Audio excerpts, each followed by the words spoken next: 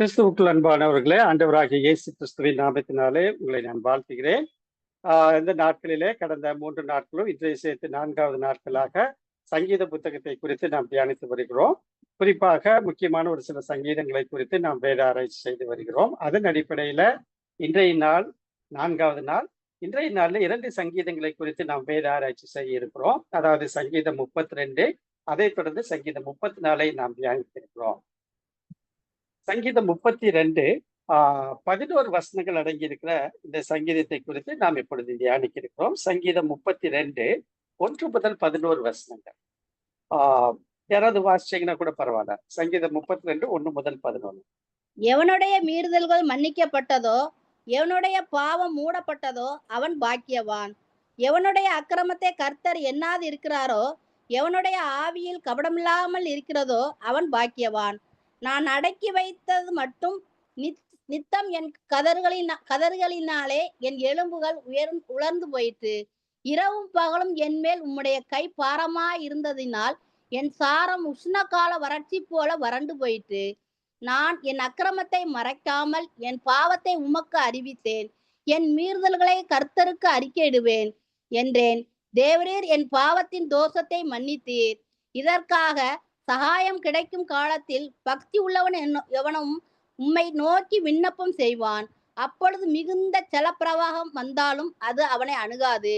நீர் எனக்கு மறைவிடமாய் இருக்கிறீர். என்னை நீர் இக்கட்டுக்கு விலக்கி காத்து இரட்சணிய பாடல்கள் என்னை சூழ்ந்து கொள்ளும்படி செய்வீர். நான் உனக்கு போதித்து நீர் நடக்க வேண்டிய வழியை உனக்கு காட்டுவேன். உன்மேல் என் கண்ணை வைத்து உனக்கு ஆலோசனை சொல்லுவேன்.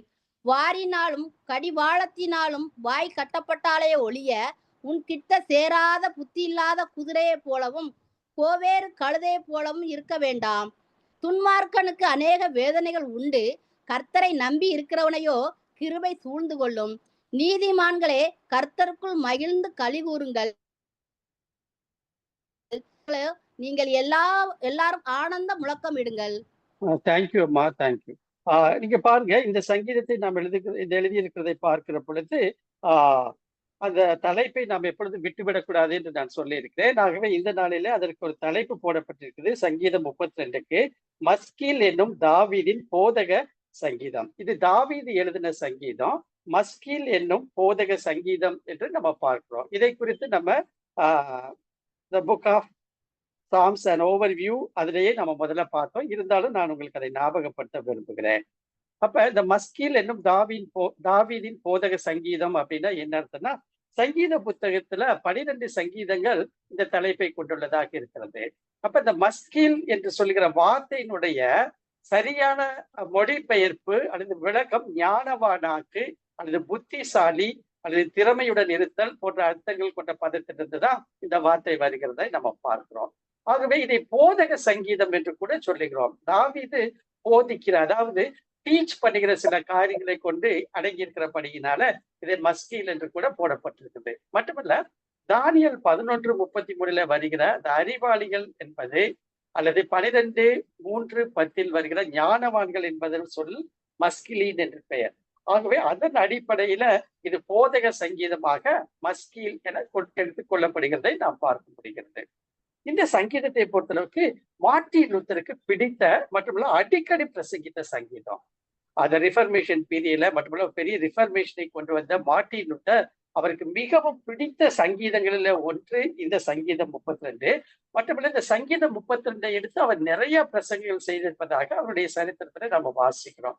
மட்டுமல்ல ஜான் வெஸ்லி கூட தன்னுடைய மரண படுக்கையில இந்த சங்கீதங்களை நினைவு கொண்டதாக கூட சரித்திர ஆசிரியர்கள் சொல்லுகிறார்கள். அவுட்லைன். அப்ப இந்த சங்கீதம் 32 நம்ம எப்படியாக ஸ்டடி பண்ணலாம் அப்படின்னு பார்க்கும்போது நீங்க பாருங்க, உங்களுக்கு மிக சுருக்கமாக இதை நான் கற்றுக் கொடுக்க விரும்புகிறேன். இந்த சங்கீதம் 32ல 4ஆம் வசனத்தின் பிற்பகுதி சேலா அப்படின்னு முடியும் பாருங்க. 5ஆம் வசனத்தின் பிற்பகுதி சேலா என்று முடியும். 7 பிற்பகுதி சேலா என்று முடியும். நாம் ஏற்கனவே சொல்லியிருந்தோம், அந்த இடத்துல ஒரு நிறுத்தத்தோடு கூட அதை வாசிக்க வேண்டும். மட்டுமல்ல உச்ச ஸ்தாதியில அந்த இன்ஸ்ட்ருமெண்ட்டை அவர்கள் வாசிப்பார்கள் என்று சொல்லுகிறோம். இது இன்னும் சரியாக புரிந்து கொள்ள வேண்டும் என்று சொன்னால், நாம் தியானிக்கிற வேலையில அந்த சேலா என்கிற வரத்துக்கு முன்பதாக இருக்கிற வசனங்கள் எல்லாம் நாம் பார்க்கும்போது அவை ஒரு தொகுப்பாக காணப்படுவதை கூட நீங்க இந்த கவிதை நூல்கள்ல பார்க்கலாம். ஏதோ சம் இன்ஃபர்மேஷனை அங்க சொல்லி முடிக்கிறது. ஆகவே அதை நிதானித்து பாருங்கள், அதை யோசித்து பாருங்கள். அடுத்த செயலா வருகிற பொழுது இன்பிட்வீன் வசனங்கள் எல்லாம் ஏதோ ஒரு காரியத்தை குறித்து போதிக்கிறது என்பதை கூட நம்ம மனதிலே வைத்து நாம் படித்தால் மிக நன்றாக இருக்கும். சரிங்களா? அப்ப நீங்க பாருங்க, இந்த 11 வசனத்தை நம்ம வாசிக்க கேட்டோம். இதுல பார்க்கும்போது ஒரு கீ தீம் என்று சொல்லுவோம் என்று சொன்னால், சங்கீதம் 32ல மன்னிப்பு, பாதுகாப்பு மற்றும் வழிகாட்டுதலின் ஆசீர்வாதங்கள். ஆண்டவர் எப்படி மன்னிக்கிறார், மன்னிக்கப்பட்ட மனிதன் எப்படி பாதுகாப்பை பெற்றுக் கொள்கிறார், மட்டுமல்ல அந்த ஆசீர்வாதத்தை சுதந்திரிப்பதற்கான வழிகள் என்ன என்பதை குறித்து சொல்லப்படுகிற ஒரு சங்கீதம். முதலாவதாக பாவம் மன்னிக்கப்பட்டது பெரும் பாக்கியம். அதாவது சங்கீதம் 32 1-2 வசனங்கள் மன்னிக்கப்பட்ட பாவத்தின் ஆசீர்வாதத்தை பற்றி விவரிக்கப்பட்டுள்ளது. தொடர்ந்து வருகிற 3-4 வசனங்கள் ஒப்புக்கொள்ளப்படாத மறைக்கப்பட்ட பாவத்தின் வேதனையை வெளிப்படுத்துகிற சம்பவமாக இருக்கிறது. மூன்றாவதாக 35 வசனம் அறிக்கை செய்யப்பட்ட மற்றும் மன்னிப்பின் நன்மையை பற்றி இங்கு தாவீது பேசுகிறார். அடுத்த பகுதியாக பிரிப்போம் என்று சொன்னால், மன்னிக்கப்பட்டவர்களுக்கான ஆசீர்வாதங்கள், அதாவது பாதுகாப்பு மற்றும் வழிகாட்டுதல். ஏன்னா இது போதக சங்கீதம் என்று நம்ம சொல்லி இருக்கிறோம். 32 6-7 வசனங்கள் கடவுளுடைய பாதுகாப்பின் ஆசீர்வாதத்தை பற்றி பேசுகிறது. 32 8-9 கடவுள் தம்முடைய மக்களுக்கு கவனம் செலுத்தவும் புரிந்து கொள்ளவும் அழைப்பு விடுக்கிறார். ஆகவே இதன் அடிப்படையில் நாம் பார்க்கிற பொழுது தொடர்ந்து வருகிற 10-11 வசனங்கள் கிருபை மற்றும் மகிழ்ச்சியின் ஆசீர்வாதங்கள்.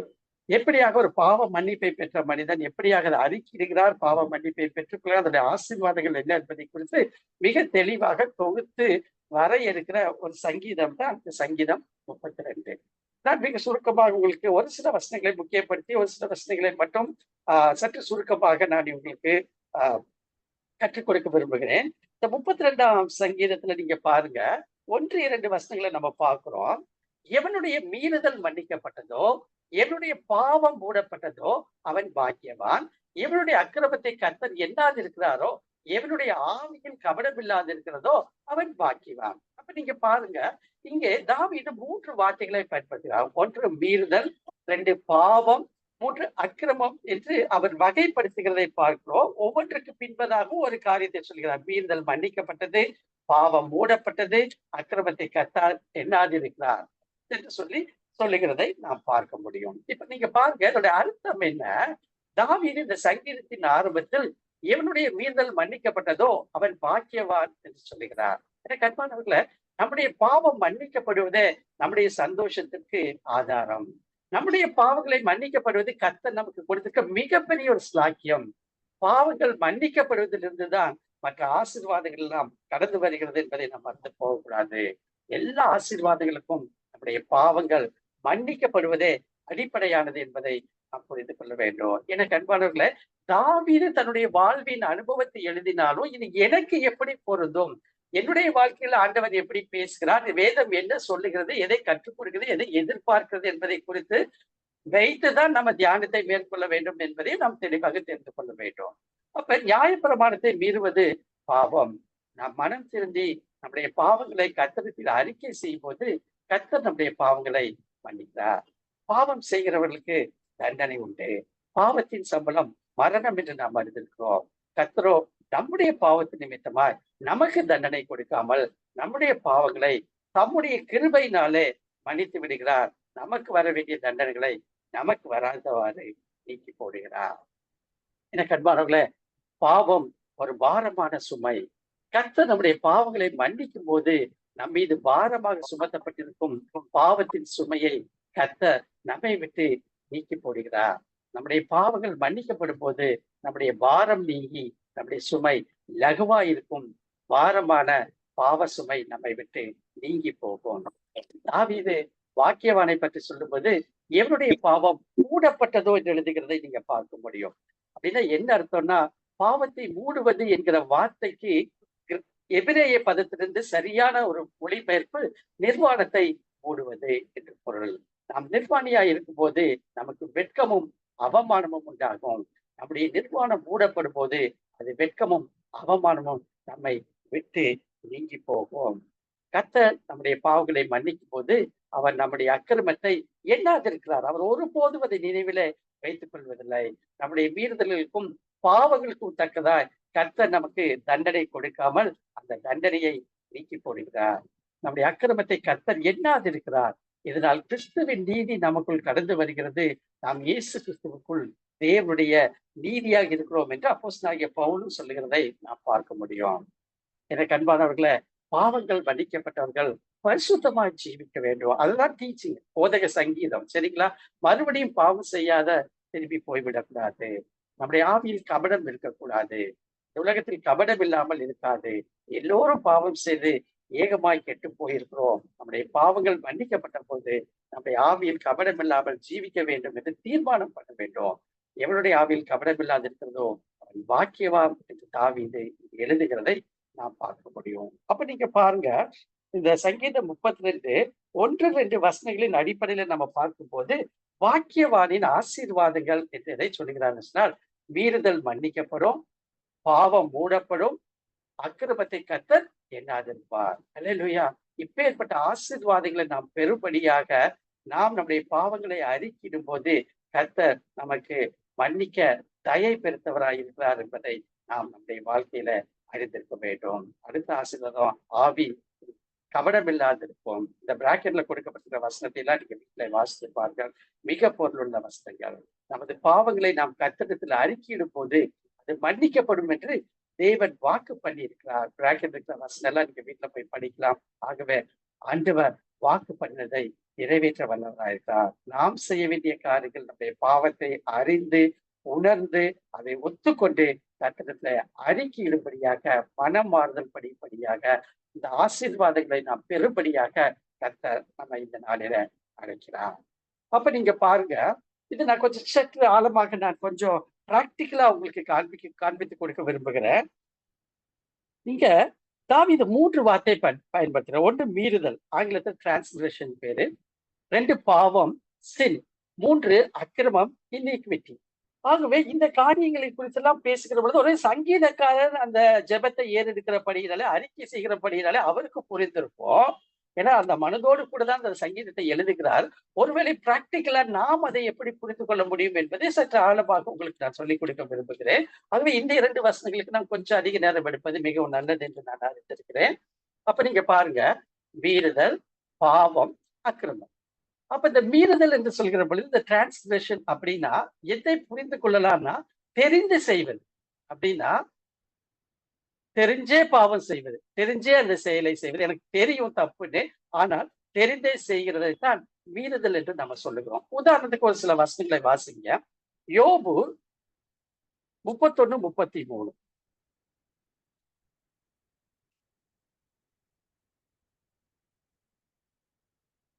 நானே வாசிக்கிறேன். நான் ஆதாமை போல என் மீறுதல்களை மூடி என் அக்கிரமத்தை என் மடியிலே ஒழித்து வைத்தோனோ. யோபு பேசுறாரு பாருங்க. ஆதாம் என்ன செஞ்சாரா? மீறுதல் செய்தார், அதை மூடி வைத்தார், அதை மறைத்தார். அது நமக்கு தெரிஞ்சதுதான். என் அக்கிரமத்தை என் மடியிலே ஒழித்து வைத்தேனோ என்று எழுதுகிறதை நாம் பார்க்க முடியும். அப்ப நீங்க பாருங்க, ஆதாம் என்ன செய்யறாரு? மீறுதல் செய்கிறார். அப்படின்னா தெரிந்தே செய்கிற காரியம். உதாரணத்துக்கு நான் உங்களுக்கு காண்பித்து கொடுக்க விரும்புறேனே. இப்ப ஆதியாகமம் 2ஆம் அதிகாரம், இந்த சரித்திரம் எல்லாம் உங்களுக்கு தெரியும். 2ஆம் அதிகாரம் 17ஆம் வசனத்துல நீங்க பாருங்க, ஆண்டவர் ஆபிரகாமை பார்த்து சொல்லுகிறார், இந்த இயற்கை, இந்த உலகத்தை படைத்து விட்டு எப்படி அதை பண்படுத்தவும் பாதுகாக்க வேண்டும் என்பதை எல்லாம் சொல்லிவிட்டு 17ஆம் வசனம் பாருங்க. ஆனாலும் 2:17, ஆதியாகமம் 2:17. ஆனாலும் நன்மை தீமை அறியத்தக்க விருட்சத்தின் கனியை புசிக்க வேண்டாம், அதை நீ புசிக்கும் நாளில் சாகவே சாவாய் என்று கட்டளையிட்டார். ஏற்கனவே சொல்லியாச்சு, இன்ஸ்ட்ரக்ஷன் கொடுத்தாச்சு. ஆகவே அந்த கனியை நீ புசிக்க வேண்டாம் என்று சொல்கிறார். இது ஆதாமுக்கு நன்றாகவே தெரியும். சரிங்களா? ஆனா நீங்க பாருங்க, நடந்த காரியம் என்ன? 3:10 நாம பார்க்கிறோம். அதற்கு ஆதாமே நீ எங்க இருக்கிறாய் 9ஆம் வசனத்துல கேட்கிறாரு. 10ஆம் வசனம், நான் பயந்து ஒளிந்து கொண்டிருக்கிறேன். அப்ப ஏன் பயந்து ஒளிந்து கொண்டிருக்கிறார்? ஆண்டவர் சொன்ன காரியத்தை, அந்த கட்டளையை அவர் மீறுகிறார். ஆகவே அவருக்கு பயம் வந்து விட்டது. ஆண்டவருடைய சமூகத்தை விட்டு ஒளிந்து கொண்டிருக்கிறதை பார்க்கிறோம். அடுத்தது பாவம், சின். இது என்னன்னு கேட்டீங்கன்னா, செய்ய வேண்டியதை அறிந்து செய்யாமல் இருப்பது. இப்ப என்ன செய்யணும்னு தெரியும் எனக்கு, ஆனா அதை செய்யாம இருந்தேன்னா அது பாவம். உதாரணத்துக்கு சொல்றேன், ஒரு வசனத்தை பற்றி அவங்களுக்கு சொல்றேன். நன்மை செய்ய அறிந்திருந்தும் அதை செய்யாமல் போனால் அது பாவம் என்றுதான் வேதம் சொல்கிறது. அப்ப நன்மை செய்ய வேண்டியது எனக்கு அறிஞ்சிருக்கிறேன், ஆனால் அதை நான் செய்யாமல் விடுவது. இப்ப பாருங்க, ஏ ஆதியாகமம் 3ஆம் அதிகாரம் 4, 6 வசனங்கள் நம்மளுக்கு தெரியும். அப்பொழுது சர்ப்பம் ஸ்திரீயை நோக்கி, நீங்கள் சாகவே சாவதில்லை. தொடர்ந்து பாருங்க, இதை புசிக்கும் நாளிலே கண்கள் திறக்கப்படும். இதெல்லாம் சொன்னதுக்கு அப்புறம் 6ஆம் வசனம், புசிப்புக்கு நல்லதும் பார்வைக்கு இன்பமும் புத்தியை தெளிவிக்கிறமா இச்சிக்கப்படத்தக்க விருட்சமுள்ளதா இருக்கிறது என்று கண்டு அதன் கனியை பறித்து புசித்து தன் புருஷனுக்கும் கொடுத்தால் அவனும் புசித்தான். அக்கிரமம். இது என்னன்னு கேட்டீங்கன்னா, இது லிட்டரலாவே நம்ம புரிஞ்சுக்கலாம். தெரிந்தும் வேண்டுமென்றே செய்வது. நல்லா தெரியும், அது தப்புன்னு தெரியும், பாவம்னு தெரியும், மீறுதலும் தெரியும். தெரிஞ்சாலுமே துணிந்து செய்கிற ஒன்றுதான் இந்த அக்கிரமம். உதாரணத்துக்கு பாருங்க, ஆதியாகமம் 6ஆம் அதிகாரம் 5ஆம் வசனத்தை நம்ம பார்க்கிறோம். நானே வாசிக்கிறேன். ஆதியாகமம் 6:5. மனுஷனுடைய அக்கிரமம் பூமியிலே பெருகினது என்றும் அவன் இருதயத்தின் நினைவுகளின் தோற்றம் எல்லாம் நித்தமும் பொல்லாததே என்றும் கர்த்தர் கண்டே. பாருங்க, அக்கிரமம் பூமியில பெருகுச்சு, இருதயத்தின் நினைவுகள் தோற்றம் பொல்லாதது என்று யார் பார்க்கிறாரு? கர்த்தர் பார்க்கிறாரு. அப்ப நீங்க பாருங்க, இந்த இயற்கையை, இந்த உலகத்தை, சிருஷ்டிப்பை முடித்த பின்பு ஆதியாகமம் 1ஆம் அதிகாரம் கடைசி வசனம் சொல்லுகிறது, God saw that it was very good. மிகவும் நன்றாயிருக்கிறது என்று சொல்லுகிறாரு. ஆதாமை இந்த மனுக்குலத்தின் மணிமகுடமாக படிக்கிறார். இந்த உலகத்தை ஆண்டு கொள்ளும்படியாக செய்கிறார். பாதுகாக்கவும் பண்படுத்தவும் இந்த உலகத்தை வைக்கும்படியாக சொல்கிறார். ஒரு துணையாக ஏவாளை ஏற்படுத்துகிறார். இப்படியாக இருந்து தெரிந்து கொண்ட அந்த மனுக்குலம் நீங்க பாருங்க, தொடர்ந்து பாவம் செய்து கொண்டே இருக்கிறதை நாம் பார்க்க வேண்டும். நீங்க பாருங்க, இந்த ஆதியாகமம் 6ஆம் அதிகாரம் வரும்போது எத்தனை வருஷம் ஆயிருக்கு தெரியுங்களா? படைப்புல இருந்து, சிருஷ்டிப்புல இருந்து 2000 ஆண்டுகள் கழிந்துதான் இந்த ஆதியாகமம் 6ஆம் அதிகாரம் வருது. அப்ப 2000 ஆண்டுகள் இந்த மனுக்குலத்தை ஆண்டவர் பார்த்து கொண்டே இருக்கிறாரு. என்ன ஆகுதுன்னு கேட்டீங்கன்னா, தெரிந்தே அவர்கள் செய்கிற காரியம், இந்த அக்கிரமம் மிகுதியாகிறது. ஒருவேளை உங்களுக்கு சமயம் இருக்கும் என்று சொன்னால், ஆதியாகமம் 1ஆம் அதிகாரம் முதல் ஆதியாகமம் 6ஆம் அதிகாரம் வரைக்கும் வீட்டுல சென்று பார்த்து பாருங்க. இந்த 3ம் நடக்கிறத பார்க்கிறோம். மீறுதல் இருக்கும், பாவம் இருக்கும், அக்கிரமம் இருக்கும். ஆகவே இதையெல்லாம் நாம் மனதிலே வைத்துக் கொண்டு இந்த சங்கீதத்தை, இந்த முதல் 2 வசனங்களை புரிந்து கொள்வதற்கு மிக மிக வசதியாக இருக்கும். சரி, அப்ப நீங்க பாருங்க, இன்னும் சற்று உங்களுக்கு டீட்டெயிலாக நான் இதை சொல்ல விரும்புகிறேன். The sin, பாவம் என்கிற வார்த்தையினுடைய எபிரேய பதம் கெட்டா. இதுக்கு சரியான அர்த்தம் என்ன? மிஸ்ஸிங் த மார்க், அதாவது இலக்கு தவறுதல் அல்லது குறி தவறுதல். ஏதோ ஒரு எய்ம் பண்ணுகிறோம், அது தவறுது அப்படின்னா அது பாவம். நியாயாதிபதிகள் 20:16 ஒரு வசனத்தை நான் உங்களுக்கு காண்பித்து கொடுக்க விரும்புகிறேன். அந்த ஜனங்கள் எல்லோருக்குள்ளும் தெரிந்து கொள்ளப்பட்ட இடதுகை வாக்கான 700 பேர் இருந்தார்கள்.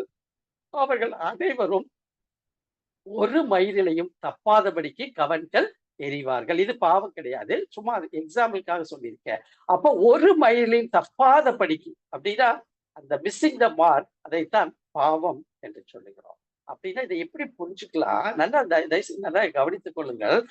ஆண்டவர் என்னை எதைக்கு படைத்தார், என்னை எதற்கு உருவாக்கினார், தாயின் கருவிலிருந்து தெரிந்து கொண்டார், உலக தோற்றத்துக்கு முன்பதாக எபேசியர் 1:4 படியாக தெரிந்து கொண்டார். அப்படின்னா அவருடைய திட்டத்திற்கு, அவருடைய எண்ணங்களுக்கு, அவருடைய எதிர்பார்ப்புகளுக்கு நான் மாறாக ஜீவிப்பேன், செயல்படுவேன் என்று சொன்னால் அது பாவம். இனிக்விட்டி, அக்கிரமம். ஆக்சுவலா இதனுடைய எபிரேய பதம் அவன் என்று குறிப்பிடப்படுகிறது. இந்த டிஸ்டார்டிங் ட்ரூத், உண்மையை பிரித்து கூறுகிறது தான் அக்கிரமம், இனிக்விட்டி. புலம்பல் 3:9, வெட்டின கற்களின் சுவரால் என் வழிகள் அடைத்து போட்டா என் பாதைகளை தாறுமாறாக, டிஸ்டார்ட் ஆகிறது. சரிங்களா? மீறுதல், ஹீப்ரூ வேர்ட் பேஷா, வயலேட்டிங் ட்ரூத், உண்மையை மீறுறது. ஆக்சுவலா ட்ரூத் நம்மளுக்கு தெரியும், கட்டளை நம்மளுக்கு தெரியும், அதை மீறுகிற ஒன்று. யாத்திராகமம் 22:7-9 இந்த வசனங்கள் நீங்க வீட்டுல போய் படித்து பாருங்கள். அப்படின்னா கொடுக்கப்பட்ட கட்டளையை மீறுகிற பொழுது அவனோட அபராதத்தை தர வேண்டும், இரட்டிப்பாக தர வேண்டும். இன்னும் மற்ற ஆணையிட்டு கொடுத்தவனுக்கு உண்மையாக இருக்க வேண்டும், ட்ரஸ்ட்வர்தியாக இருக்க வேண்டும் என்பதை பற்றி பேசுகிற காரியங்கள். ஆகவே இந்த காரியங்கள் எல்லாம் நம்ம பிராக்டிக்கலாக புரிந்து கொண்டு இந்த சங்கீதத்தை படிக்கிற பொழுது நிச்சயமாகவே நமக்கு உதவியாக இருக்கும். அப்ப நீங்க பாருங்க, நம்முடைய மீறுதல், நம்முடைய பாவம், நம்முடைய அக்கிரமம் ஆகியவற்றை வரப்போகிற மேசியா இயேசு கிறிஸ்து சிலுவையில் தாமே ஏற்றுக்கொண்டார். எனக்கு அன்பானவர்களே, இந்த நாட்களில இன்னும் வருகிற பிப்ரவரி மார்ச் நாட்களில சங்கீதத்தினுடைய புதிய பரிமாணத்தை நான் உங்களுக்கு கற்றுக் கொடுக்க விரும்புகிறேன். இதை நான் ப்ரிப்பேர் படிக்கிற வேலையில ஆவியானவர் என்னோடு கூட மிக அதிகமாக பேசினார். மறைவான அநேக காரியங்களை வெளிப்படுத்தி காண்பித்தார். நாம பழைய ஏற்பாட்டுல ஏறக்குறைய இந்த சங்கீதம் பகுதிகள்ல நான் ஒவ்வொரு முறையும் இந்த சங்கீதத்தை உங்களுக்கு தியானம் பண்ணி கொடுக்கிற வேலையில, வியாக்கியானம் பண்ணுகிற வேலையில with respect to new testament நான் செய்து கொண்டே வருகிறேன். எப்படியாக இயேசு கிறிஸ்து அங்கே பழைய ஏற்பாட்டிலே செயல்படுகிறார் என்ற காரியத்தை நாம் தொடர் நீட்சியாக கற்றுக்கொண்டிருக்கிறோம். Knowing Jesus through old testament. ஆகவே இதை நாம் மனதில வைத்துக் கொள்ள வேண்டும்.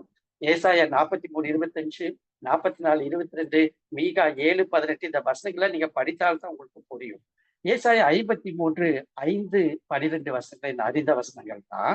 நம்முடைய மீறுதல்கள் நிமித்தம் அவர் காயப்பட்டு, நம்முடைய அக்கிரமங்கள் நிமித்தம் அவர் நொறுக்கப்பட்டார், நமக்கு சமாதானத்தை உண்டு பண்ணும் ஆக்கினை அவர் மேல் வந்தது, அவருடைய தழும்புகளால் குணமாகிறோம். அவர் தம்முடைய ஆத்மாவை மரணத்தில் ஊற்றி அக்கிரமக்காரர்கள் ஒருவராக எண்ணப்பட்டு அநேருடைய பாவத்தை தாமே சுமந்து அக்கிரமக்காரருக்காக வேண்டிக் கொண்டது நிமித்தம் அநேகரை அவருக்கு பங்காக கொடுப்பேன், பலவான்களை அவர் தமக்கு கொள்ளையாக பங்கிட்டுக் கொள்வார். அல்லேலூயா. என்னுடைய மீறுதல்கள் மன்னிக்கப்பட்டது. அந்த பிங்க்ல போட்டிருக்க பாருங்க, என்னுடைய அக்கிரமங்கள் மன்னிக்கப்பட்டது. என்னுடைய பாவத்தை ஆண்டவராகிய இயேசு கிறிஸ்து சிலுவையில சுமந்து தீர்த்தார் என்கிற மிக பெரிய ஒரு பாக்கியம் உங்களுக்கும் எனக்கும் ஆண்டவராகிய இயேசு கிறிஸ்து சிலுவையில தம்மையே ஒப்பு கொடுத்தவரா செய்து முடித்தார். நமக்காக அதை சம்பாதித்து கொடுத்தான்.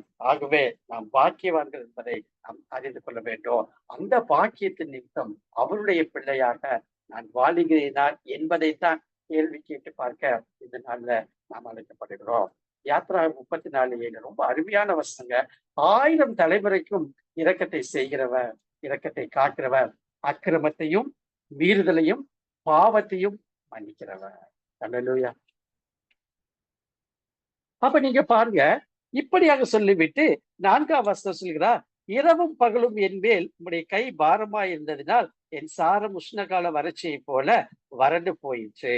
அப்ப என்ன சொல்றான்னு பாருங்க, இப்படியாக இருக்கிற பொழுது என்னுடைய அந்த இருதயத்தின் பாரம், என் பாவத்தின் நிமித்தமாக வருகிற அந்த இருதயத்தின் பாரம் என்னை மேற்கொண்டபடியினால ஒரு ட்ரையாக, என்னுடைய வாழ்க்கையே ஒரு ட்ரையாக காணப்படுகிறதை உணர்கிறேன் என்று சொல்லுகிறதை நாம் பார்க்க முடியும். அப்ப பாருங்க, பரிசுத்த ஆவியானவர் நம்முடைய பாவங்களை குறித்து நம்மிடத்தில் உணர்த்தும் போது நாம் அவற்றை அறிக்கை செய்து, கர்த்தருடைய சமூகத்திலே அறிக்கை செய்து அவற்றை விட்டு விலகி வந்துவிட வேண்டும். பாவத்தை மறைக்கிறவன் வாழ்வடைய மாட்டான். நீதிமொழிகள் 28:13 நமக்கு தெரிந்த வசனம் தான். அதை அறிக்கை செய்து விட்டு விடுகிறோனோ தேவனுடைய இரக்கத்தை பெற்றுக்கொள்வான் என்பது முக்கியமான ஒரு சத்தியமாக தாவீது இங்கே வெளிப்படுத்துகிறதை பார்க்கிறோம். எனக்கு அன்பானவர்களே, பாவம் தீமையானது, அது பயங்கரமானது, நம்முடைய ஆத்மாவை அழிவுக்கு நேராக இழுத்து செல்லக்கூடியது. ஒரு சிலர் அநேக பாவங்களை செய்வார்கள், ஆனாலும் தங்களுடைய பாவங்களை குறித்து ஒருபோதும் உணர்வடைய மாட்டார்கள். தங்களுடைய சிந்தைகளையும் செயல்களும் வேறு ஏதாவது திசையிலே திருப்பி அதில் கவனம் செலுத்துவார்கள். தங்களுடைய பாவத்தை குறித்து மனம் வருந்தி, மனம் திருந்தி கர்த்தருடைய சமூகத்தில் இப்படிப்பட்டவர்கள் பாவ மன்னிப்பு கேட்க மாட்டார்கள். பாவம் செய்வது இவர்களுடைய சுவாபமாகவே மாறிவிடும். கொடூரமான பாவங்களை துதிபரகமாக செய்வதற்கு இது வழிவகுக்கும். சங்கீதம் 51 பாவ அறிக்கை செபம். லூக்கா 15ஆம் அதிகாரம் 18-19 இப்படியாக இந்த இளைய மகன் மனம் திரும்பி வருகிற பொழுது தன் தகப்பனை பார்க்கிறார். பரத்துக்கு விரோதமாகவும் உமக்கு விரோதமாகவும் பாவம் செய்தேன் என்று ஒப்புக்கொள்கிறான். பாத்தீங்களா? அதுதான் ஒரு உண்மையான மனம் திரும்புவதின் அனுபவம் என்று நாம் அந்த பகுதியில ஆண்டவராகிய இயேசு கிறிஸ்து கற்றுக் கொடுத்த அந்த உண்மையில நாம் பார்க்கிறோம். எனக்கு அன்பான தேவனுடைய பிள்ளைகளை, இந்த நாளில பாவம் கொடுமையானது. நாம் நம்முடைய வாழ்க்கையில பாவம் எப்படி நம்மை ஆட்கொண்டு வழி நடத்துகிறது. துணிகரமான காரியங்களை செய்வதற்கு அது வழிவகுக்கிறது. ஆனாலும் நமக்கு மீட்பு உண்டு. கல்வாரி சிலுவையில ஆண்டவராகிய இயேசு கிறிஸ்து நமக்கு அதை சம்பாதித்து கொடுத்திருக்கிறார். ஆகவே பாவத்தை ஒருபோதும் மறைக்க வேண்டாம், மூட வேண்டாம். மாறாக அறிக்கை செய்கிற பொழுது இரக்கத்தை நாம் பெற்றுக்கொள்கிறோம் என்கிற வசனம் இந்த நாள்ல உங்களோடும் என்னோடும் பேசட்டும். அப்ப பாவத்தை அறிக்கை செய்து விட்டுவிட்டதின் பலன்களை தான் 5 முதல் 9 வசனங்களை நம்ம குறிப்பிடப்பட்டிருக்கிறதை நம்ம பார்ப்போம். இதை வசனத்தை நம்ம ஏற்கனவே நாம் வாசித்தோம். அப்ப என்ன செய்யறாருன்னா, ஒரு பாவம் மன்னிக்கப்பட்ட மனிதனுக்கு ஆண்டவர் இப்படியாக ஒரு ஆலோசனை கூறுகிறார். என்ன சொல்றாருன்னா, அவர் நமக்கு போதிப்பார். என்னது போதக சங்கீதம். நடக்க வேண்டிய வழியை காட்டுவார், கண்ணை வைத்து நம்மை கண்காணிப்பார், ஆலோசனை சொல்லுவார். பாருங்க, எவ்வளவு அருமையான ஒரு பாக்கியம் பாருங்க. பரிசுத்த ஆவியானவர் வேதத்தின் காரியங்களை நமக்கு போதிப்பார். நடக்க வேண்டிய வழியை, எது சரி எது தவறு என்பதை அவர் காண்பித்து கொடுப்பார். மட்டுமல்ல, அவருடைய கண்கள் எப்பொழுதும் நம்மேல் வைக்கப்பட்டிருக்கும்.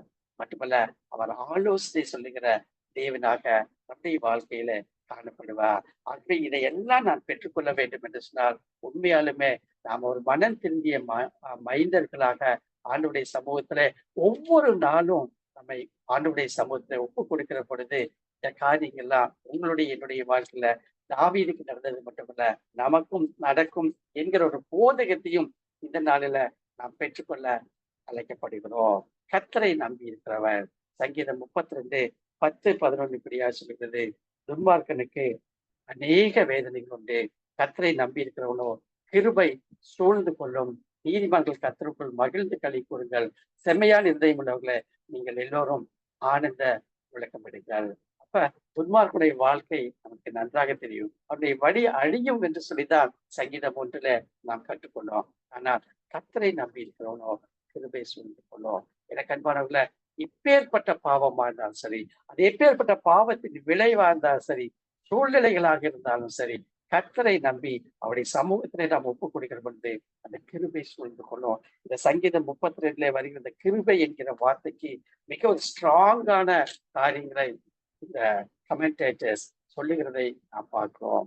அப்பேற்பட்ட கிருபை எல்லோரும் ஒதுக்கப்படுகிற பொழுது, எல்லோரும் நிராகரிக்கப்படுகிற பொழுது, அக்கிரமத்தை எண்ணி சோர்ந்து போய் என் எலும்புகள் உஷ்ணகால வறட்சியை போல வறண்டு போகிற ஒரு திக்கற்ற சூழ்நிலையில, வெறுமையான சூழ்நிலையில கர்த்தருடைய கிருபை சூழ்ந்து கொள்ளும் என்று குறிப்பிடப்படுகிறதை நாம் பார்க்கிறோம். எனக்கு அன்பானவர்களே, துன்மார்க்கனுக்கு அநேக வேதனைகள் உண்டு, கர்த்தரை நம்பி இருக்கிறவங்க கிருபை சூழ்ந்து கொள்ளும்.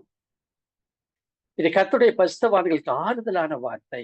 நாம் கர்த்தரை நம்பி ஜீவிக்கும் போது கர்த்தர் நம்மை பாதுகாப்பார், நம்மை பராமரிப்பார். நாம் கர்த்தரை நம்பி அவரோடு நெருங்கிய ஐக்கியத்தில் ஜீவிக்கும் போது கர்த்தருடைய கிருபை நம்மை சூழ்ந்து கொள்ளும். கர்த்தருடைய கிருபை நம்ம எல்லா பக்கத்திலும் சூழ்ந்து கொள்ளும். அதுதான் ஆக்சுவலா அர்த்தம். எல்லா பக்கத்திலும் சூழ்ந்து கொள்ளும். சத்துரு நம்மை எந்த பக்கத்திலிருந்தும் அணுக முடியாது. எல்லா பக்கத்திலும் கர்த்தர் நமக்கு அரணாய் இருப்பார் என்கிற ஒரு உற்சாக வார்த்தையை, நம்பிக்கையின் வார்த்தையை, ஒரு விசுவாசத்தின் வார்த்தையை சொல்லி இங்கு தாவீது இந்த சங்கீதத்தை முடிக்கிறதை நாம் பார்க்க முடியும். அன்பானவர்களே, சங்கீதம் 32 கூறப்பட்ட நீதிமானின் ஆசீர்வாதங்கள், 12 ஆசீர்வாதங்களை இங்கே தாவீது பட்டியலிடுகிறதை பார்க்கிறோம். மீறுதல் மன்னிக்கப்படும், பாவம் மூடப்படும், அக்கிரமத்தை எண்ணாதிருப்பார், ஆவியில் கபடம் இல்லாதிருக்கும், தேவனிடமிருந்து சகாயம் கிடைக்கும், ஜலப்பிரகமே வந்தாலும் அதை அணுகாது, கர்த்தர் மறைவிடமாயிருப்பார், இக்கட்டுக்கு விலக்கி காப்பார், ரட்சணிய பாடல்கள் சூழ்ந்து கொள்ளும்படி செய்வார், கர்த்தர் நன்மையானவற்றை போதிப்பார், கர்த்தர் நல்வழியை காட்டுவார், கர்த்தரை நம்பி இருக்கிறவனை கிருபை சூழ்ந்து கொள்ளும். ஹல்லேலூயா! எப்படி ஒரு அருமையான சங்கீதத்தை இந்த நாள்ல நாம் தியானித்திருக்கிறோம். அன்பானவர்கள, இந்த சங்கீதங்கள் எல்லாம் ஜெபமாக எடுக்கப்பட்டிருக்கிறது, துதியாக ஏறெடுக்கப்பட்டிருக்கிறது, தங்கள் உள்ளத்தின் விசாரங்களை கொட்டுகிற ஒரு பகுதிகளாக காணப்படுகிறது. நாமும் இந்த ஆசீர்வாதத்தை பெற்றுக்கொள்ள வேண்டும் என்று சொன்னால் முறையாக இந்த சங்கீதத்தை நாம் தியானித்து ஆவியானவர் துணையோடு கூட நாம் அவைகளை கேட்டு ஒப்பு கொடுத்து கீழ்ப்படிந்து அர்ப்பணிக்கிற பொழுது விசேஷித்த காரியங்களை, ஆவிக்குரிய வரங்களை ஆண்டவர் நமக்கு தர வல்லவராயிருக்கிறார். பழைய ஏற்பாட்டிலே அதிகமாக புதிய ஏற்பாட்டில் நிறைவேறுகிற மேசியா இயேசு கிறிஸ்து செய்த காரியங்களை மறைந்து ஒரு நிழலாக வெளிப்படுத்துகிற காரியங்களை நாம் கற்றுக்கொண்டிருக்கிறோம். திரியேக தேவன் இந்த காரியங்களை சத்தியத்தை நிலைத்திருக்க நமக்கு உதவி செய்வார். இன்றைய நாளில் நம்ம அடுத்ததாக தியானிக்க போகிற சங்கீதம் 34. ஆக எல்லோரும் சங்கீதம் 34 நீங்கள் எடுத்து வைத்துக் கொள்ளுங்கள். சங்கீதம் 34 இது ஒரு நமக்கு பரிச்சயமான சங்கீதம். ஆகவே இதுல 22 வசனங்கள் இருக்கிறது. நம்ம வாசிக்க வேண்டாம். உங்களுக்கு அதிகமாக பரிச்சயமான சங்கீதம் மட்டுமல்ல, நானும் அவ்வப்போது அந்த வசனங்களை நான் வாசித்து விடுவேன். ஆகவே நாம் நேராக இந்த சங்கீதத்திற்குள்ளாக நாம் செல்ல அழைக்கப்படுகிறோம். இங்க பாருங்க, நான் ஏற்கனவே உங்களுக்கு சொல்லி இருந்தேன். இந்த 34ஆம் சங்கீதத்திற்கு அடுத்ததாக அந்த ஹெட்டிங் தலைப்புல இப்படியாக போடப்பட்டிருக்குது.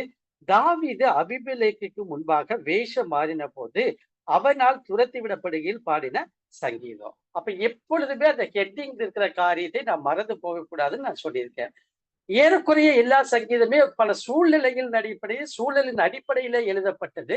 இப்ப இந்த சங்கீதம் பாத்தீங்கன்னா, இந்த 34ஆம் சங்கீதம் எழுதப்பட்ட சூழல் 1 சாமுவேல் 21ஆம் அதிகாரம் 10ஆம் வசனத்திலிருந்து 22ஆம் அதிகாரம் 1ஆம் வசனத்துல இருக்கிற சம்பவத்தின் அடிப்படையில அதை மனதிலே வைத்து தாவீது எழுதுகிற சங்கீதம் தான் இந்த சங்கீதம். அப்ப நம்ம அந்த சம்பவத்தை நாம் ஞாபகம் வைத்துக் கொள்ள வேண்டும் என்று சொன்னால் நிச்சயமாகவே இந்த சங்கீதத்தை எளிதாக புரிந்து கொள்ள முடியும். மட்டுமல்ல அந்த சூழல் என்ன என்பதை நாம் நன்றாக அறிந்திருக்க வேண்டும். ஆகவே 1 சாமுவேல் 21ஆம் அதிகாரம் 10 முதல் 22 வரை யாராவது சத்தமாக வாசிக்கும்படியாக கேட்டுக்கொள்கிறேன்.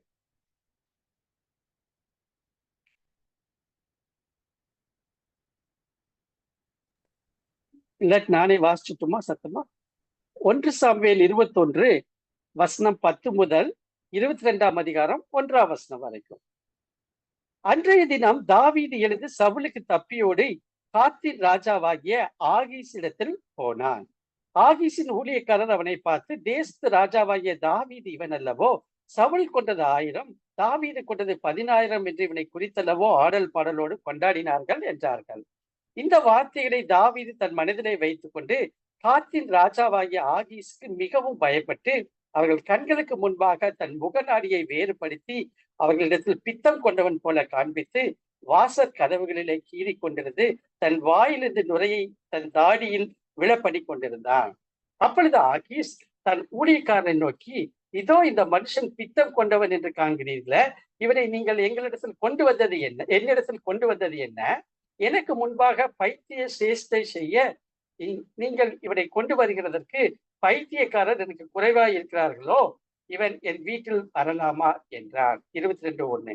தாவீது அவ்விடத்தை விட்டு தப்பி அதுல்லாம் என்னும் கெபிக்குள் போனான். அதை அவன் சகோதரரும் அவன் தகப்பன் வீட்டார் அனைவரும் கேட்டு அங்கே அவனிடத்துக்கு போனார்கள்.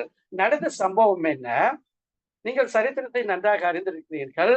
தாவீதை வேட்டையாடும்படியாக, தாவீதை கொல்லும்படியாக சவுல் அநேக முறை எத்தனித்துக் கொண்டிருக்கிற ஒரு காரியத்தை நாம் பார்க்கிறோம்.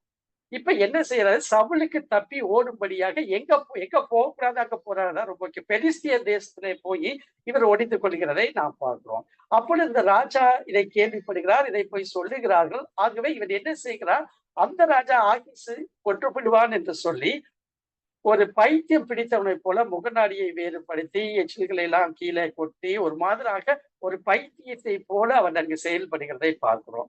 அங்கிருந்து மாற்றினாலும் மாற்றுவதற்கு வாய்ப்பு இருக்கு என்று சொல்லி திரும்பி அவர் அதுலாம் என்கிற கெபிக்குள்ளாக போய் ஒளிந்து கொள்கிறார். இதுதான் நடந்த சம்பவம்.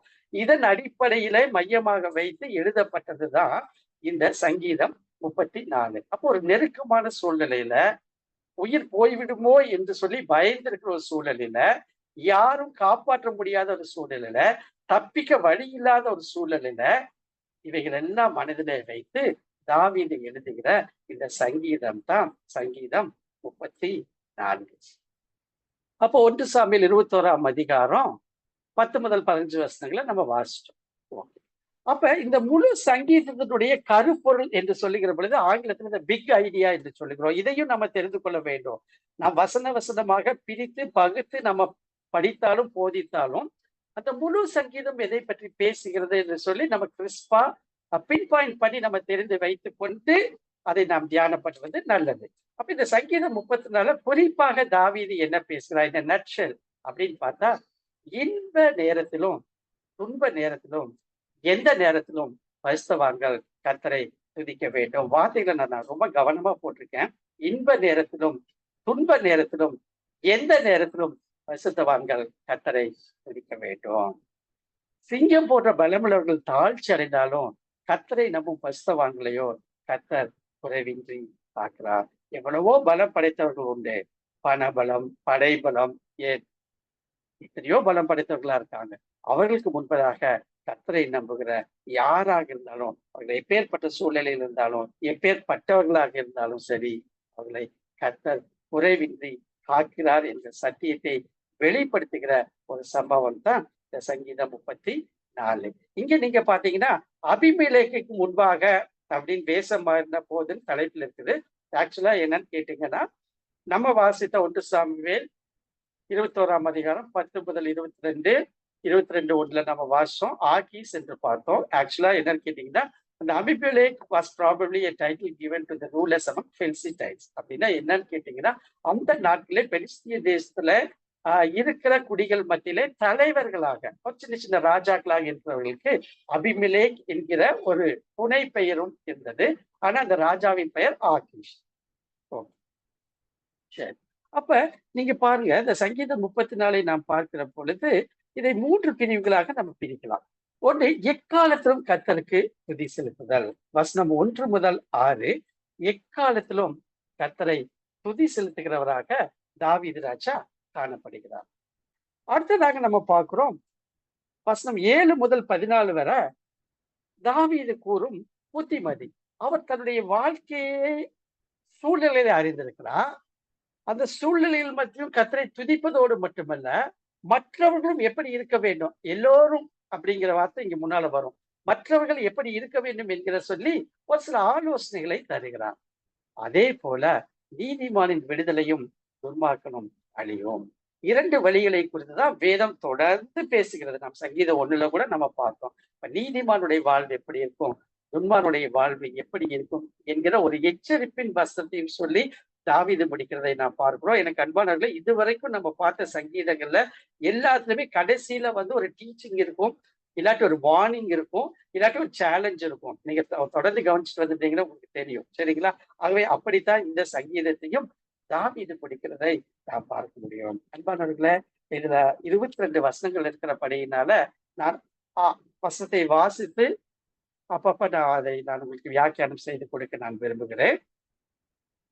சரி, அப்ப இந்த 34ஆம் சங்கீதத்தில் கொடுக்கப்பட்டுள்ள வசனங்களை குறித்து நம்ம தியானிக்க இருக்கிறோம். சரிங்களா?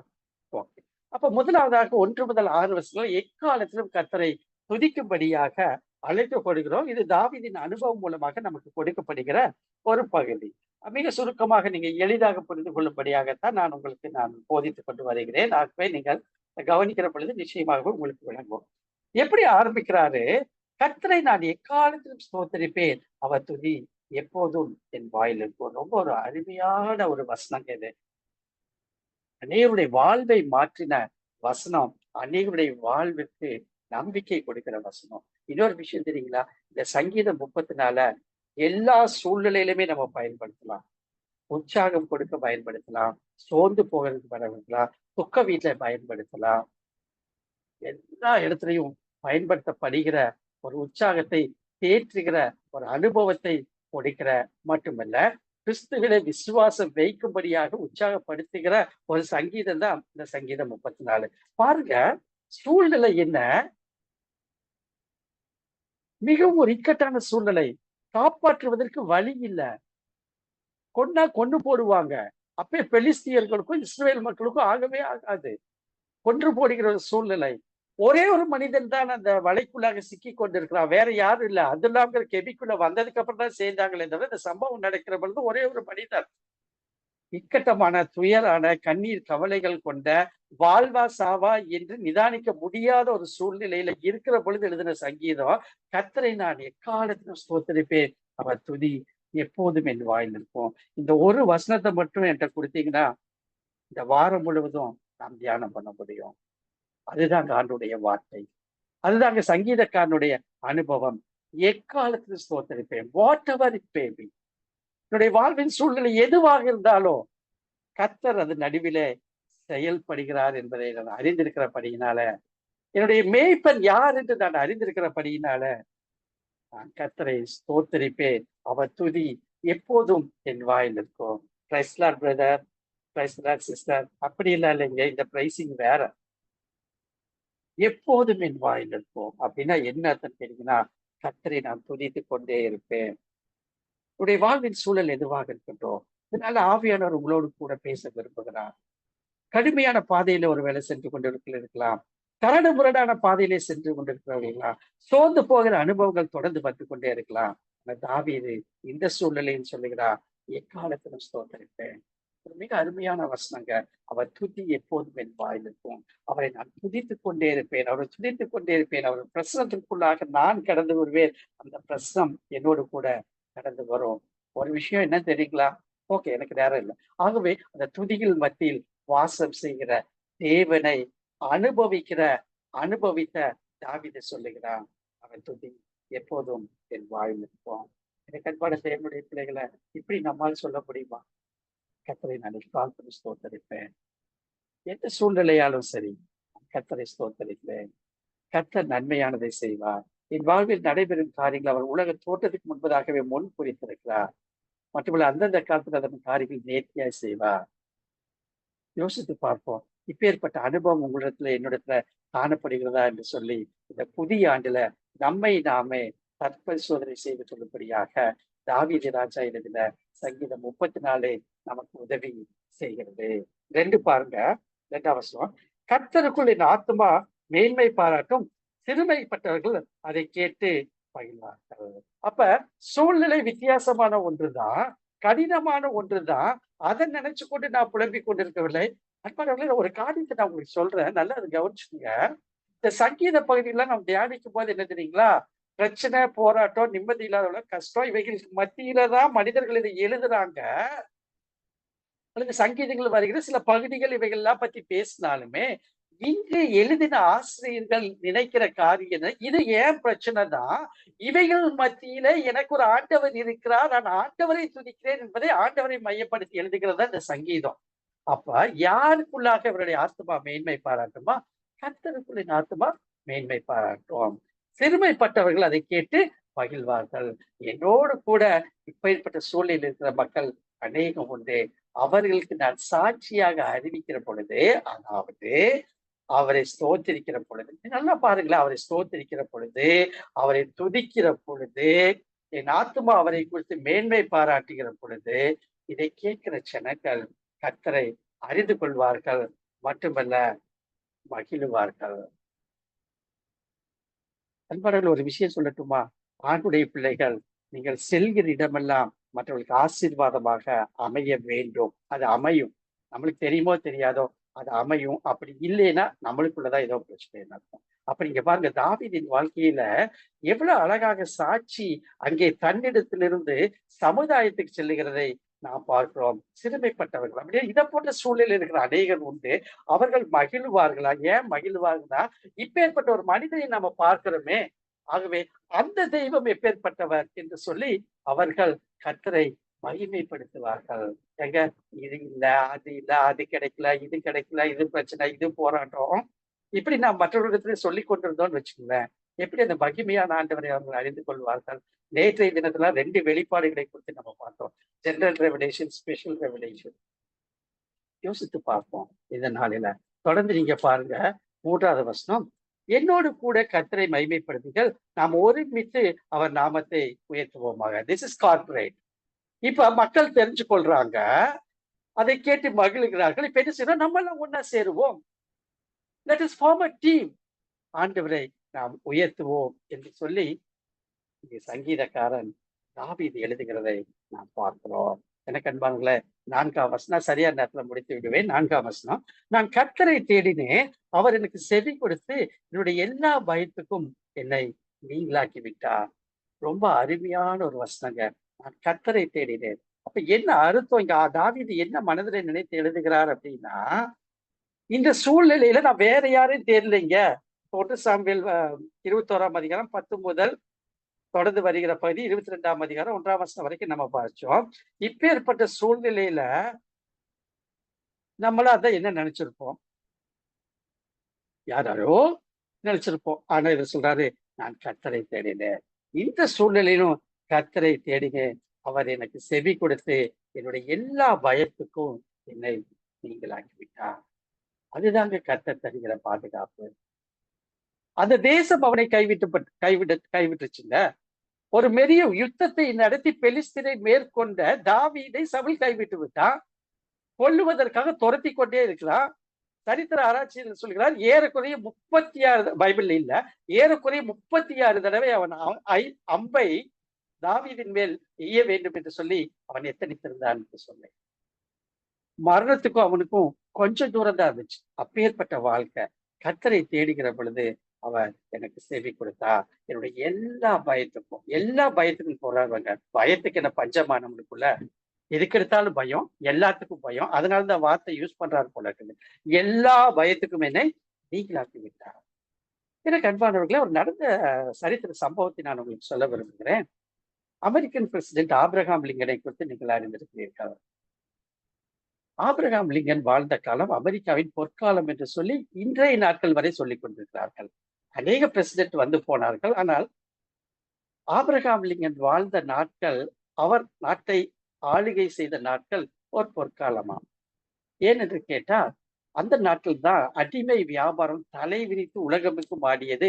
அதை அபாலிஷ் பண்ணவர். மட்டுமல்ல, ஆண்டவரை நேசிக்கிற ஒரு மனிதனாக அவருடைய பிள்ளையாக வாழ்ந்தவர் ஆபிரகாம் லிங்கன். அதிகாலை 4 மணிக்கு எழுந்து செபிக்கிற ஒரு பழக்கமுடையவர் ஆபிரகாம் லிங்கன்.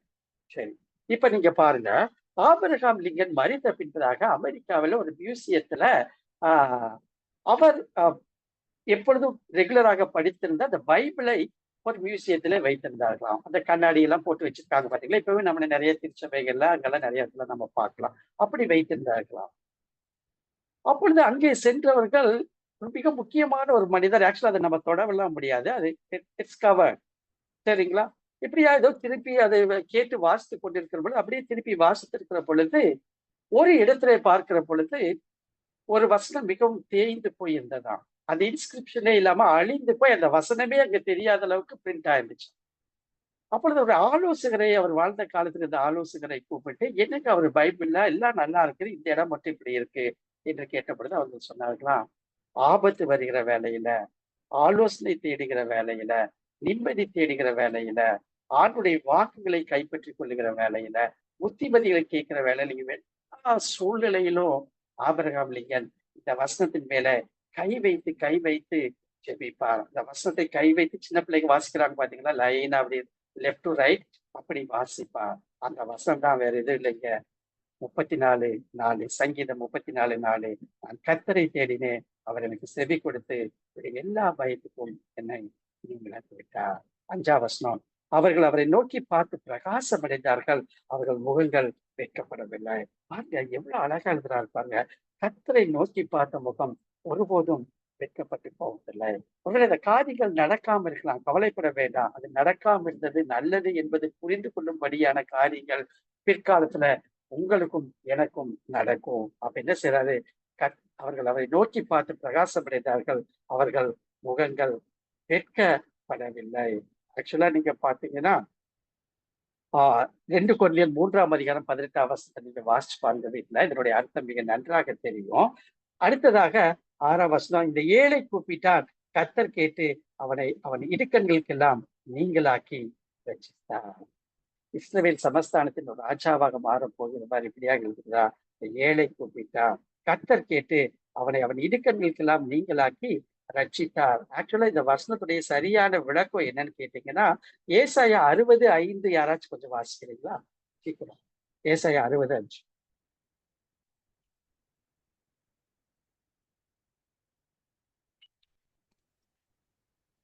அப்பொழுது நீ அதை கண்டு ஓடி வருவாய், உன் இருதயம் அதிசயப்பட்டு பூரிக்கும், கடற்கரையின் திரளான கூட்டம் உன் வசமாய் திரும்பும், ஜாதிகளின் பலத்த சேனை உன்னிடத்தில் வரும். பாத்தீங்களா? அப்ப அவனை கண்டு அப்படின்னு இருக்கு பாத்தீங்களா? அந்த வார்த்தை என்ன அர்த்தம்னு கேட்டீங்கன்னா, ஒரு தாய் தன் குழந்தையை விட்டு அநேக ஆண்டுகள் பிரிந்திருந்து மீண்டுமாக சந்திக்கிற பொழுது அந்த தாயின் மகிழ்ச்சி அந்த முகத்திலே தோன்றுகிற ஒரு ஒளி, ஒரு பூரிப்பை தான் இங்கே சங்கீதக்காரன் சொல்லுகிறான். இந்த ஏழை கூப்பிட்டார், கர்த்தர் கேட்டு அவனை அவன் இடுக்கண்களுக்கெல்லாம் நீங்களாக்கி வச்சிட்டார். மட்டுமல்ல 7ஆம் வசனம் சொல்றாரு, கர்த்தருடைய தூதன் அவருக்கு பயந்தவர்களை சூழ பாளையம் இறங்கி அவர்களை விடுவிக்கிறார். இது தாவீதுக்கு ஒரு புத்திமதி. அப்ப என்ன செய்யறாருன்னா, தூதர்கள் பாளையம் இறங்கி அவர்களை விடுவிக்கிறார். இதை குறித்து நான் அதிகமாக பேச வேண்டும், எனக்கு நேரம் இல்லை. அப்ப நீங்க யோசிச்சு பாருங்க, நண்பர்களை நன்றாக கவனிச்சு கொள்ளுங்க. அநேக ஆபத்துகளுக்கும் விக்கினங்களுக்கும் நம்முடைய வாழ்க்கையில இதுவரை நம்ம கடந்து வந்திருக்கலாம், நேரிட கூட இருந்திருக்கும். ஆண்டுடைய தூதர்கள் நம்மை பாதுகாத்திருப்பார்கள். அது அநேக வேளையில் நமக்கு தெரியாமல் போகிறது. இங்க வேதம் சொல்லுகிறது, கர்த்தருடைய தூதன் அவருக்கு பயந்தவர்களை சூழ பாளையம் இறங்கி அவர்களை விடுவிக்கிறார். சூழ பாளையம் இறங்கி அப்படின்னா எனார்மஸ், சரிங்களா, இன்யூமரபிள். அப்படியாக ஆண்டவர் நம்மை மதிலாக, அக்கினி மதிலாக இருந்து நம்மை காப்பாற்றுகிறார். சங்கீதம் 104:4 இதை மட்டும் வாசிக்கிறீங்களா? சங்கீதம் 104:4.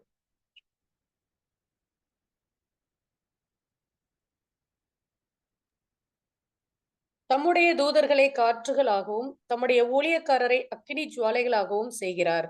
ஓகே, தம்முடைய ஊழியக்காரங்கிறதை கூட தூதர்களை குறித்து தான் பேசுகிறார். அக்னி ஜுவாலையாக இருந்து நம்மை காக்கிற தேவன் தாவீதோடு இருந்தவர் நம்மோடும் இருக்கிறார். அப்ப நம்ம என்ன செய்யறோம்? இப்பேற்பட்ட தேவனை 8ஆம் வசனம் ருசி பாருங்கள், அவர் மேல் நம்பிக்கையாயிருக்கிற மனுஷன் பாக்கியவான். கர்த்தருடைய பரிசுத்தவான்களே அவருடைய பயந்திருங்கள், அவருக்கு பயந்தவர்களுக்கு குறைவில்லை. சிங்கக்குட்டிகள் தாழ்ச்சடைந்து பட்னியா இருக்கும், கர்த்தரை தேடுகிறவர்களுக்கு ஒரு நன்மையும் குறைவிடாது. இந்த சிங்கக்குட்டி என்று சொல்லுகிற இந்த இடம் லிட்ரல் மீனிங் லயன் கிடையாது. அதிகார வல்லமையுடையவர்கள், வல்லமை படைத்தவர்கள், பராக்கிரமசாலிகள் என்கிற மீனிங்ல வருகிறது. 84:11 சங்கீதம் 84:11.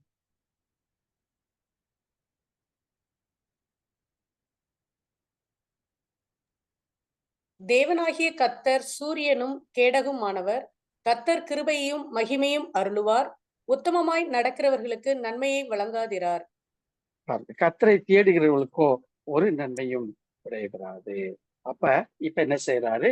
ஒரு புத்திமதிகளை சொல்கிறார். பிள்ளைகளே வந்து எனக்கு செவியுங்கள், கர்த்தருக்கு பயப்படும் பயதலை உங்களுக்கு போதிப்பேன். தாவீதமாத கர்த்தருக்கு பயப்படுற பயத்தை யாருமே போதிக்க முடியாதுங்க. அப்பேற்பட்ட போதனையை அவர் கொடுக்கிறார். தொடர்ந்து 13 ஆஹ் 16 வசனங்கள் நீங்க பாத்தீங்கன்னா இது போதனை சொல்றாரு.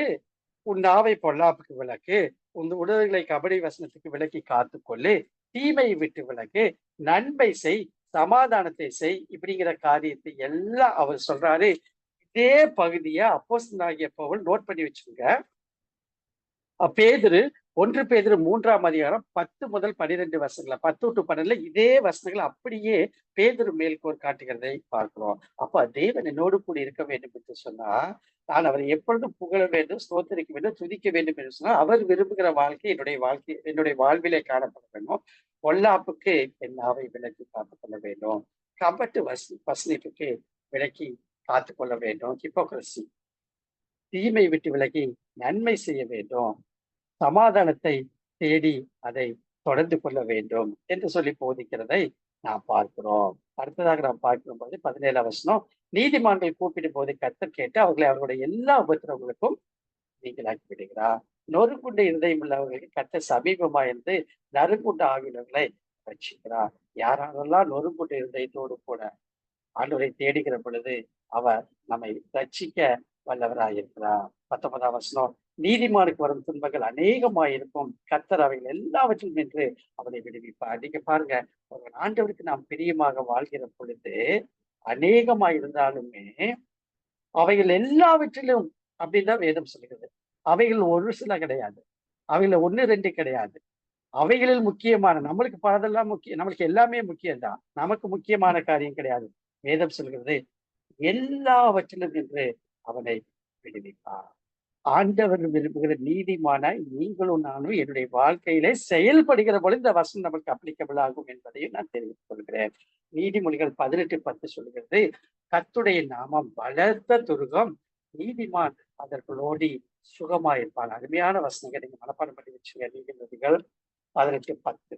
சரி, அவருடைய எலும்புகளை எல்லாம் காப்பாற்றுகிறார், அவைகள் ஒன்றும் பொறிக்கப்படுவதில்லை. இது மேசியாவை குறித்த ஒரு தீர்க்க தரிசனம். ஆண்டவராகிய இயேசு கிறிஸ்து சிலுவையில் அறையப்பட்ட போது அவருடைய கால் எலும்புகள் முறிக்கப்படவில்லை. ஒருவேளை மேசியா நமக்கு சொந்தமாயிருக்கிறபடியினால நமக்கும் நம் உரிமை பாராட்டலாம்.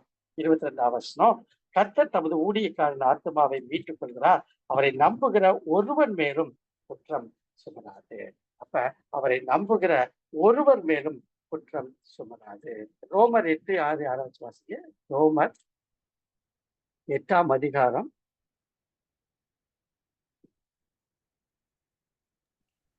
மாம்ச சிந்தை மரணம், ஆவியின் சிந்தையோ ஜீவனும் சமாதானமும் ஆகும்.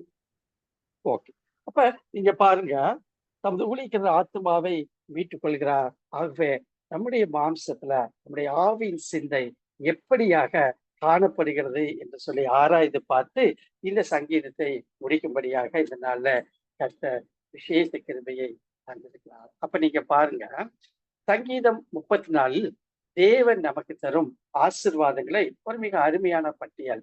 கர்த்தர் நம்மேல் நோக்கமாயிருக்கிறார், கூப்பிடுதலை கேட்கிறார், தீமை அற்றுப்போக பண்ணுகிறார், தீமையை நியாயம் தீர்க்கிறார், உபத்திரவங்களிலிருந்து விடுவிக்கிறார், சமீபமாயிருக்கிறார், ரட்சிக்கிறார், காப்பாற்றுகிறார், மீட்டுக் கொள்கிறார், ஆசீர்வதிக்கிறார். அப்ப இந்த நாளில நாம் சிந்திக்கும்படியாக செயல்படும்படியாக கற்றுக்கொண்டது சங்கீதம் 32 நாம் தியானித்தோம். நம்முடைய பாவங்கள் மன்னிக்கப்பட்டதை குறித்த சந்தோஷம் எப்போதும் நம் வாழ்வில் காணப்படுகிறதா? நம்முடைய பாவம், அக்கிரமம், மீறுதல் கிறிஸ்து சிலுவையில எனக்காக உங்களுக்காக செய்து முடித்தார் என்கிற ஒரு விசேஷித்த பாக்கியத்தின் ஆசீர்வாதங்களை நாம் எப்பொழுதும் உணர்ந்து காணப்படுகிறோமா? நம் பாவங்கள் மன்னிக்கப்பட்டதின் விளைவாக இயேசு கிறிஸ்துவின் மூலம் வருகிற திரளான ஆசீர்வாதங்களை உணர்ந்திருக்கிறோமா? அதனாலதான் நான் ஒவ்வொரு சங்கீதத்துல ஒரு பெரிய பெரிய பட்டியல் போட்டுக்கிட்டே இருக்கேன். அதெல்லாம் ஆசீர்வாதம். சங்கீதம் 34 நாம் தியானித்தோம். ஒரே ஒரு காரியத்தை மட்டும் அறைகூவலாக நான் கொடுக்கிறேன். தாவீதை போல நம் வாழ்வில் அனைத்து சூழ்நிலைகளும் கர்த்தரை ஸ்தோத்திரிக்க பழகி இருக்கிறோமா? யோசித்து பார்ப்போம்.